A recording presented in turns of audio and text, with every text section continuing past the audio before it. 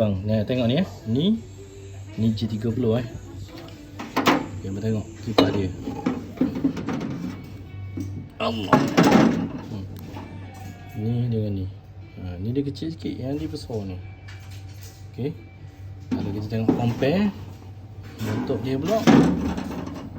Ni. Ni. Okey, ni bentuk dia.